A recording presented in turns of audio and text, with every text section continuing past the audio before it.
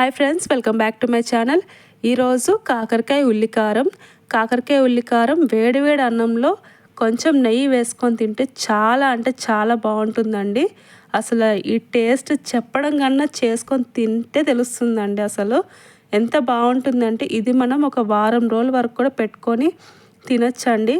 అసలు దీని ముందు వేరే కూర కూడా మాకు వద్దు అనిపించేలా టేస్ట్ ఉంటుంది. ఒకసారి ట్రై చేయండి. ఈ కాకరకాయ ఉల్లికారానికి కావాల్సిన పదార్థాలు చేసే విధానం చూసేద్దాం. ముందుగా ఒక అరకిలో కాకరకాయలు తీసుకోవాలి. అవి ఫ్రెష్గా ఉండాలి. బాగా కడుక్కొని వాటిని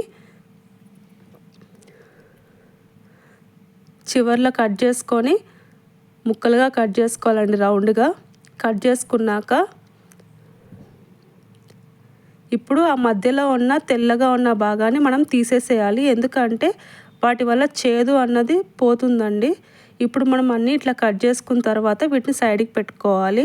ఇప్పుడు ఒక ప్యాన్ పెట్టుకొని అందులో ఆయిల్ వేసుకొని 1 టీ స్పూన్ జీలకర్ర, ఒక 2 పెద్ద ఉల్లిపాయలు కట్ చేసుకొని ముక్కలుగా వేసుకోవాలండి. వేసుకొని కొంచెం లైట్గా ఫ్రై చేసుకోవాలి. ఇందులో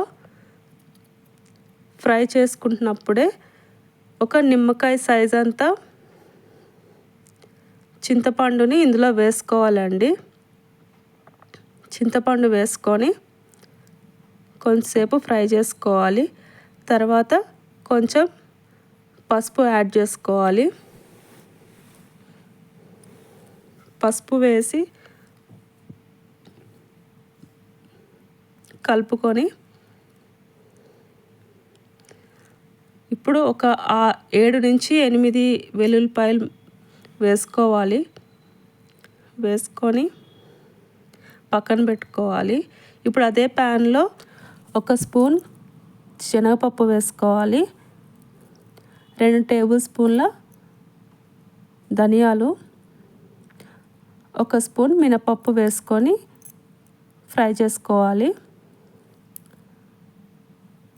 ఇట్లా లైట్గా ఫ్రై చేసుకొని వీటిని మనం ముందుగా ఫ్రై చేసి పెట్టుకున్న ఉల్లిపాయల్లో వేసుకొని కారం సరిపడా వేసుకోవాలి. కొంచెం ఉప్పు కూడా వేసుకోవాలి. వేసుకొని బాగా మెత్తగా మిక్సీ పట్టుకొని సైడ్కి పెట్టుకోవాలి. ఇప్పుడు మనం ముందుగా కట్ చేసి పెట్టుకున్న కాకరకాయ ముక్కల్ని అదే ప్యాన్లో కొంచెం ఆయిల్ వేసి బాగా ఫ్రై చేసుకోవాలి. పచ్చిదనం మొత్తం పోయి మంచిగా ఫ్రై చేసుకోవాలి.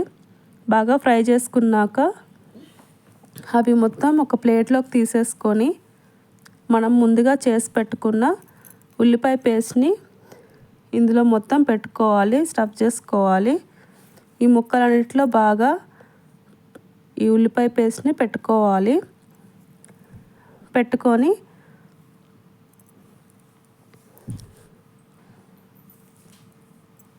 ఇది బాగా ఫ్రై అయితేనే అండి చాలా రుచి వస్తుంది.